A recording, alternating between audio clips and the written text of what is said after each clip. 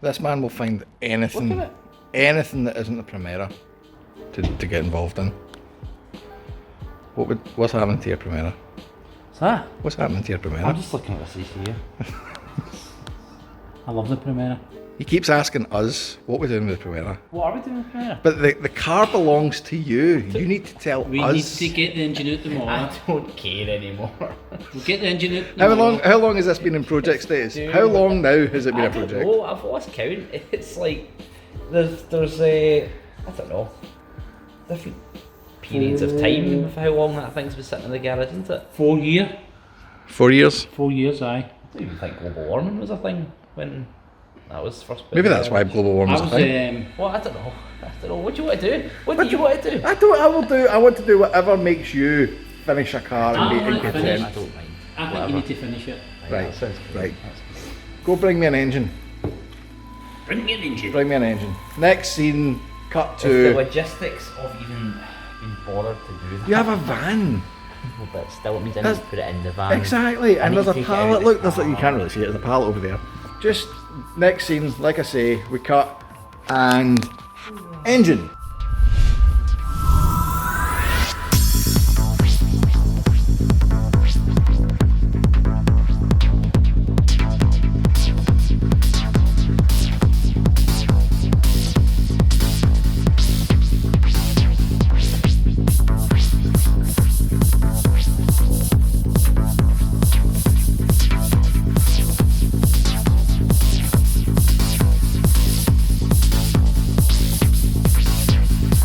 I'm going to try and say something positive, but first, here's Daniel.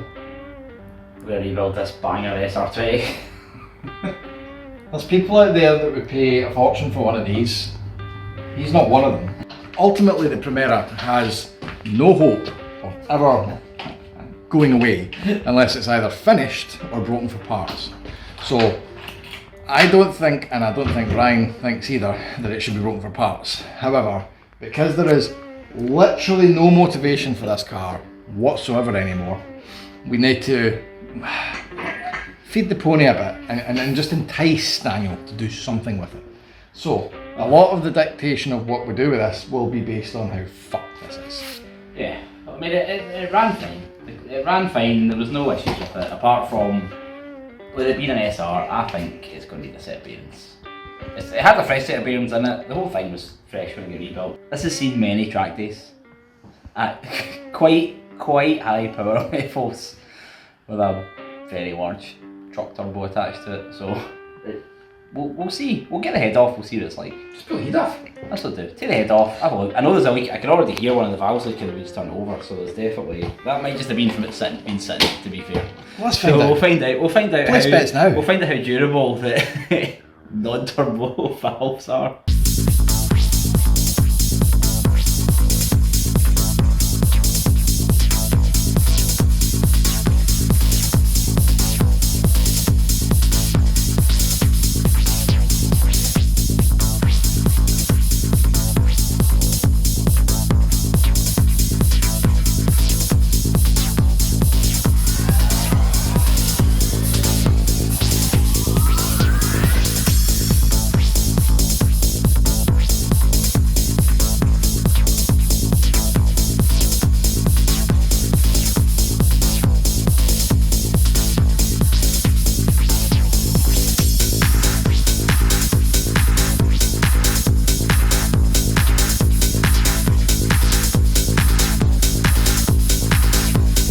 Forging it anyway, you know.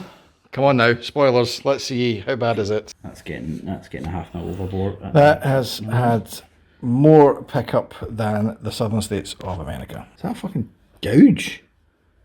I think it started to take the head gasket out. Ooh, my. Head gasket looks not too bad. Doesn't look too bad to be fair. Feel like a gouge, you know. Yeah, something's happened there. Somebody's dropped in number 2. Because there's a big 2 stamped on it. Twice? I don't know.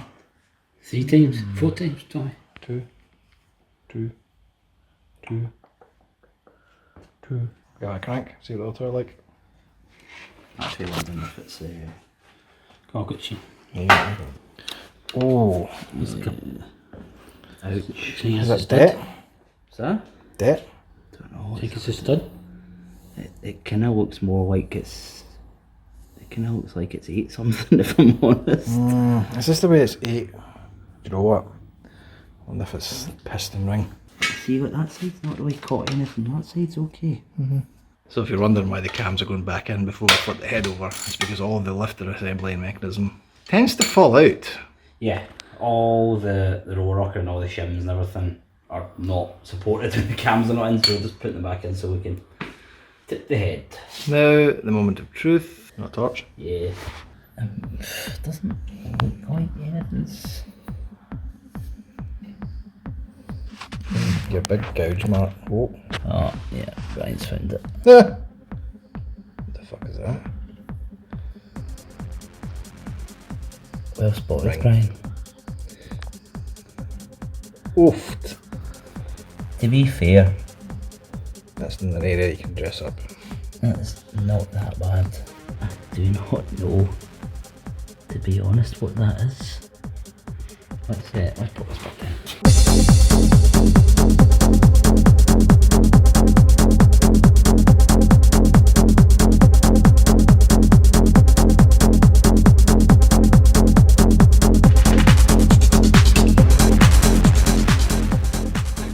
Well, There's a bolt. where's the bolt? Hmm. Where's the bolt that we have not yet taken out? Yeah, that's the question. That might have something to do with it. Also, kangaroo. I've just been informed that there's a kangaroo in these. I've not been informed why. I don't know either. I couldn't tell you. I just know it's there. At this stage, we're looking for a clear smoking gun in the way of debris. There is, having looked at the head, there's chunks of something. We don't know where it's came from. Our initial assessment is it must have ingested it through the induction system. We thought that it obviously at some point it soaked something in, but we found the same stuff. We found the same stuff in the tin part of the sump. So it's It's a mystery. it's something's came off, but I don't know how it would be in the bottom, but also make its way in it. I don't know. It's just bizarre. I've never seen anything like that before. Where it's in the sump, but it's also somehow made its way through and punched the piston. I think that's what we call BP. Let's get the pistons out.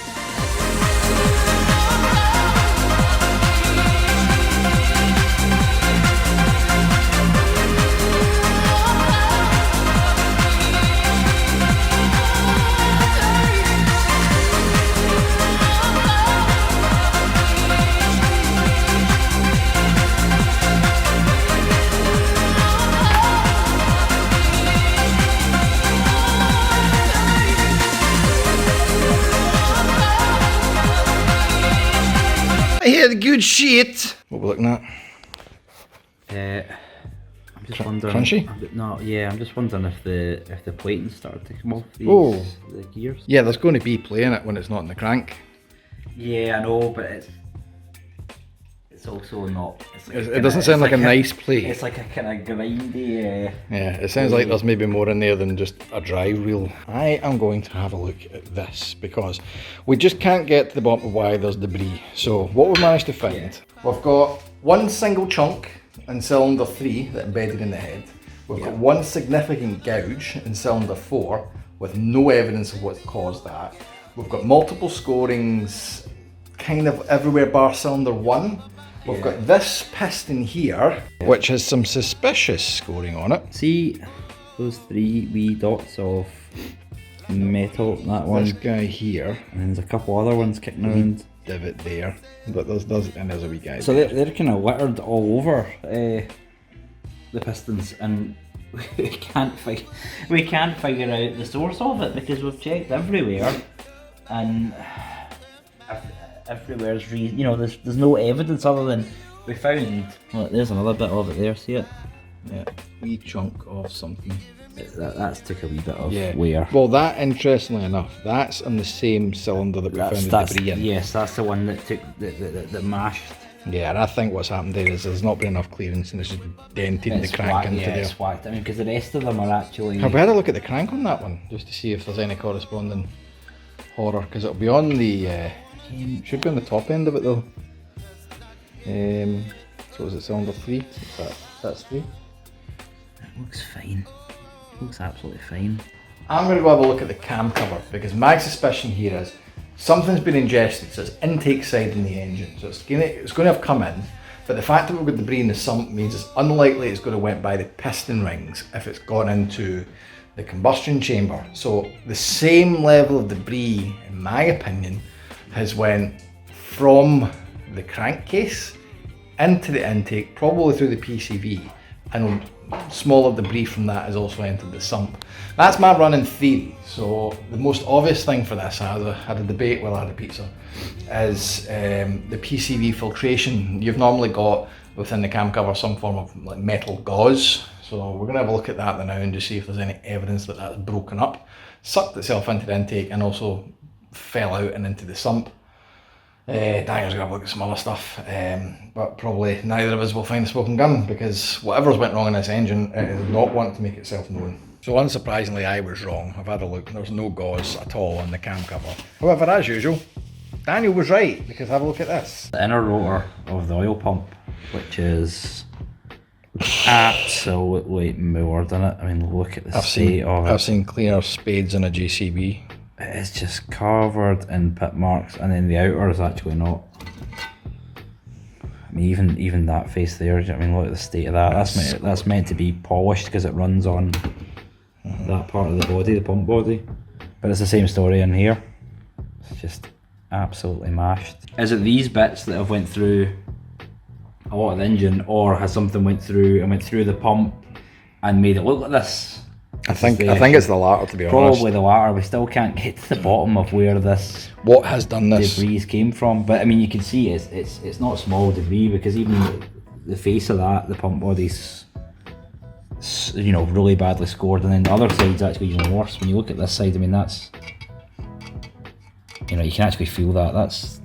There's been stuff passing between that side there, and then this side's not much better, to be honest. So this could be phase 1 of Operation Save the Primera. If any of you deviants that are watching this has spares, who doesn't want to charge JDM tax because it's not worth it in a Primera, but does feel like supporting and getting this build back on the road, we're going to need all the help we can get. So, interesting developments. Daniel is currently on holiday, and we have not actually finished stripping down the remainder of this engine. Still got to take the crank out. So he did message myself and Brian and say, is there any chance you can do it just to check the inspection on the bearings and such?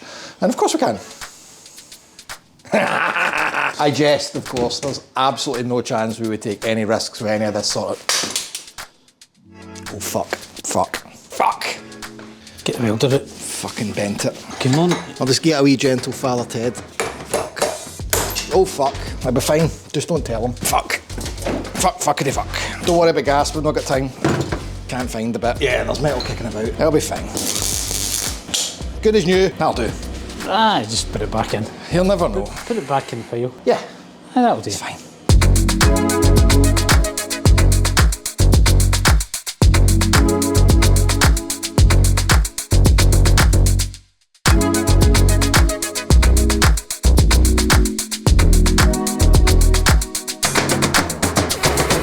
Righty, Brian, you want to either hold this or you hold this, because you still got your working gear on.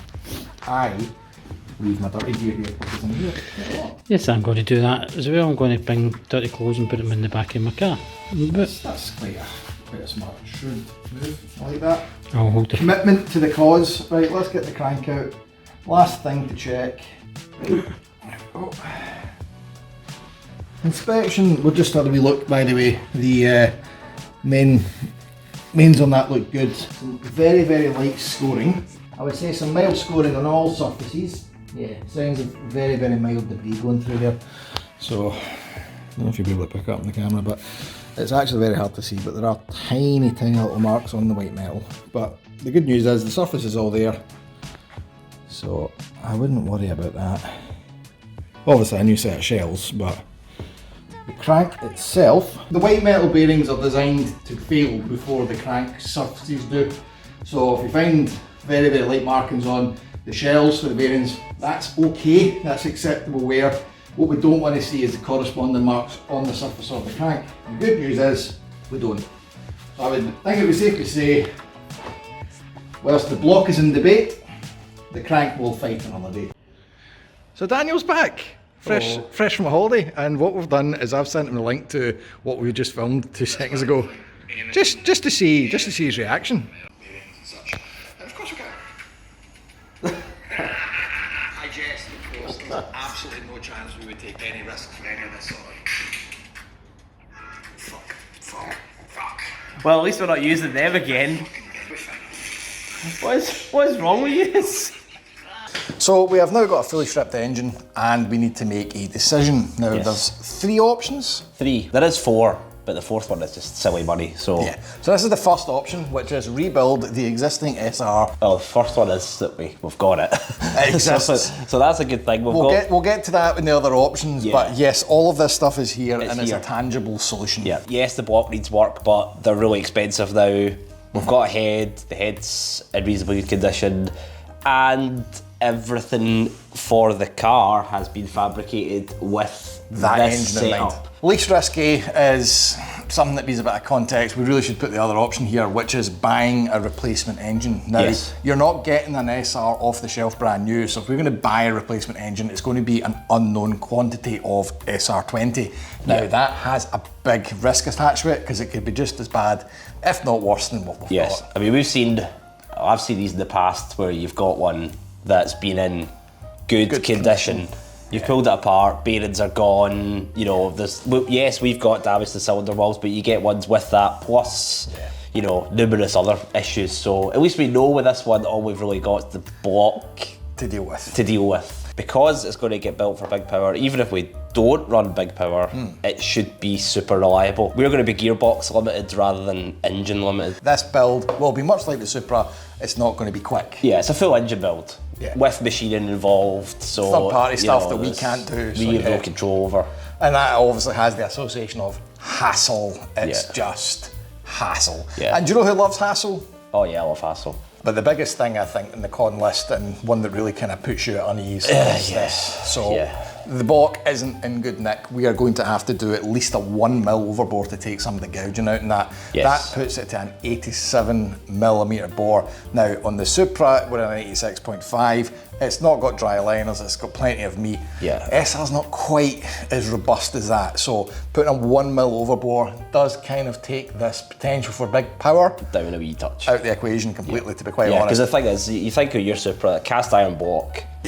Massively thick cylinder walls, you're taking minimal amount off. It seems like folks say they're about 5mm, but it seems to vary. Nobody can really tell you exactly how thick they are. We're rolling the dice. Yes, and you need to remember these are into an alloy block. So the support behind the liner is nothing like a cast iron block, so that's a potential for risk. Some people have said it's absolutely fine, not had any issues. Some people have had issues. But they're not still running cars to prove us wrong. This is true, but some people have also swelled the standard bore size. Have managed to swell the stock liners, so I think it's all a bit of a... We're going to have to suck it and see. So option 2 looks a bit more like this. This is fit the Pulsar GTIR engine, which we touched on option 1. Which is either completely standard, super risky, unopened, or mild build. Which means it's been opened, but by who and to what end? It's going to save a lot of time because we don't need to forge it, we don't need to do all the stuff. It's going to be slot it in and get the fuck on. As soon as we've done the engine bay in the car and got it ready to put the engine in, the engine can go straight in. It's going to be known to fit because it's out of Pulsar. It's out of Pulsar, just like the engine that you have. It's the same block, same mounting, everything we know works, so that will go straight in and all work. Least stressful option because it's going to be plug and play. But is it? But is it really? as you can see, the cons list There's considerably a bigger. lot of cons in this one. So first up, the risk. As we know, and as we touched on before, used engine with no idea what we're buying. Power limit, so obviously if there's going to be a stock engine, that will be a stock engine, so we're going to be limited to 350 horsepower max, which is pretty crap. And even at that, that's quite dangerous, because this will be factory head gasket. Yeah. No studs. Danger to manifold. Yeah, there's a very high chance there that you're going to probably do a head gasket. And all the other cons, I'm actually just like, I don't even care, because I don't want to do this. So yeah, one of the cons here is it's not roller rocker valve train like the GT head. So that kind of limits your cam aggressiveness, because it uses the old style kind of curved tappet lifters. Would also be capable of automatically synchronizing cardinal gram meters. You've got solid lifters, which a lot of people see as a pro, but it's more maintenance. Yes. Because that head's hydraulic lifters, so... It is produced by the modal interaction of magneto-reluctance and capacitive directance. That's another thing there, you'd have to check the shims, because again, these engines have ran for years, so you're going to have to check valve clearance, probably order a load of shims. It's more work. Fabrication. So this is a big one, because everything, we've probably not touched on this, but everything has been made for this car already. All the intercooler pipe work, catch cans, you know, if we change to a Pulsar head, which has ITBs, the plenum's different, a lot of the wiring loom's different, so... This has taken a long time to tell you why this is a shite option. The biggest one at the bottom, obviously the factory cams, we've touched on that in the previous yes, episodes. the NA cams out of the GT are better. Yes, so there we go. What we're doing. But the biggest issue I have with this idea is this one. The bottom. So if we buy this engine and it turns out to have issues and we do take it open and then we go, and do all these wee things and then we start escalating and then it's project creep, we're just as well sticking with what we've got. Yes, we might, because the potential is we buy one of these and we go, oh, let's just have a quick look, because we might want to do, say, a head gasket, you know, because that's the bare minimum you'd want to do is an MLS gasket. Obviously. And then we check it and there's scores. Or in just the bore, like or... bit of dent in the pistons or something. Yes, so then you end up in the same state as option one, but you've just spent... Another $3,000. You've spent $3,000 already, so... So this is a banging idea. What's option 3? Basically use and build the OEM engine that came in, the Primera, which was just a... SR20-DET. No T. It looks good at the start when you see all these pros, so... It's the engine the car came with, so you'll be able to find one out of breaker fairly easily. Yes, they're very... In comparison to all the other SRs, these are really cheap. There's loads of them. Yeah. Because there's a lot of these cars that are completely rotten, engines and stuff all been taken out. All the stuff we've already made will just fit the same. Most of these will not have seen anything like the sort of life that a Pulsar, you know, all the other turbocharged SRs have seen. Right, so cons, these are big cons. Take a seat, we'll be here a while. Yeah, so number one, there's no girdle on the main caps. It's quite a substantial piece. So that's a big risk in terms of strength. Doesn't have oil squirters and everybody needs a squirter. Yep. Yes, they're nice to have, but they're not absolutely necessary. But if you get a box, got them, yeah, you want it. The pistons and rods on a DE are actually quite substantially weaker than on a DET. So it's an absolute must. You would have to be doing everything to this. So I think it's quite clear we're doing option 1. Yeah. There is one more option, there's no point writing it down, and that is a VET engine. Yeah. So VET engine was what came in the Japanese market only, X-Trail GT. The biggest issue with the VET engines is cost. So if we are going to go with option 1, we should probably generate a parts list. Now, it's going to be fairly similar to the Supra in what we've done, however there are some key notable differences. A, because it's an SR20, and B, because it's a Daniel. 87mm pistons and rings, which will need to involve machining the block for the 87mm pistons. Yes. So that's a must. And then the next one is upgraded rods. Because everyone needs a stiff rod. They could have a smash hit on their hands. Yeah. The rods, I said, they'll be on H-beam style. These will be force pistons as well to go with them. ARP faster, so this is an SR thing, right? I like the OEM head bolts because they actually engage all the way down to the bottom of the block. And another thing we didn't really touch on when we stripped the head down, which we should maybe, like this engine was built before and you'll have noticed we took out cat bolts for the head, which seems very un-Daniel, but that's because at the time, the last time this engine was built, the ARP nuts didn't exist to actually use ARP studs. Yes, because the problem you have is with an SR, the actual location for your head studs or bolts is through the cam journal, which is really tight. It's it's a very weird setup, but so that's very small. So the issue that you have a lot of time with the ARP style nuts is your socket, in some cases, they won't actually fit through the hole, or you'll damage the journal because as you go to torque, you'll actually... Pulling it. At the power levels we were running, OEM head bolts and even OEM main bolts would be absolutely fine. Rods and main bearings, that's a no-brainer. Next up, multi-layered steel head gasket, and it has to be an 87mm. Again, we touched on this in the Supra, you can't just put a stock head gasket in because the edge of it will be touching your combustion zone if you oversize your block. Exactly, that was quite easy to get, so... Which is good, because if you couldn't, I'd have just got an 86 and just filled it out. We did find some material in the sump from the guides. Yeah. Naprec do an upgraded chain as well, which I think is what we'll probably end up going with. Some of the older engines, what you used to find with oil pumps is they had almost like a removable insert that you could replace, so when it wore, you could then replace that along with the gears. Now, SRs don't have that. It's an aluminium housing, the back plate's aluminium, so if you get anything that goes through that, it scores the pump between the high and the low pressure side. Even if you put new gears in it, brand new gears, you're still going to get that pass through. Yeah. So you're still going to lose pressure, so we need the full assembly. If you need to go replace a rear main seal, it's gearbox off, all that sort of hassle, we just don't want that hassle. Just do it right first. So just get the Nissan ones, they just work. Valve stem seals seems like an odd thing because they're forged in a block, but again, much like the seals for the whole engine, if there's a chance of any oil passing through and burning oil, why not just do it when the head's off? So valve stems are going to be a pretty high. I mean, the thing with these is, we never really had any issues with burning oil. This always between, from service to service, never used any oil, but it would be crazy not to have this head off and have it apart and not... Because of the luck this man has, if we didn't... Oh, they would leak. Yeah. Your normal SRs without the roller rockers or the VVL system that they have different length valves. Okay. So if you're going to buy valve springs for a roller rocker engine, you cannot buy off-the-shelf DET valve springs. They will not work. Even the standard VE valve springs are a good upgrade because they're designed for 8,500 RPM. Because they're double valve springs, you have to get the retainers and the base washers to go with them because you have to seat 2 valve springs and keep them in place. So I'm the same. just choking. So the factory ones usually are just a piece of metal with a bit of rubber.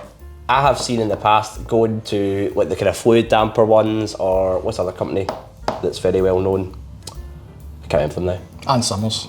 Not them. It does make a big difference to stuff like oil pump life and bearing life. A lot of Honda people will probably have seen that with H22s. If you're revving too high, you can crack oil pumps, stuff like that. MX-5s, revving too high, you can crack oil pumps. We'll find out soon enough. Crank harmonics can actually play havoc on your oil pump. So makes sense. To be fair. The next thing on the crank is the oil pump. Upgrade the crank damper. A lot of people go, why do you need one of those? That's the reason. You just do. That's the reason why. It does make a difference. So, and they're not massively expensive for what they are. Yeah. It's well worth doing. Add to shopping basket. Yes. So option 2 looks a bit more like this, which is start a Porsche. Start up a Porsche. Just start up a Porsche. Fair Porsche engine.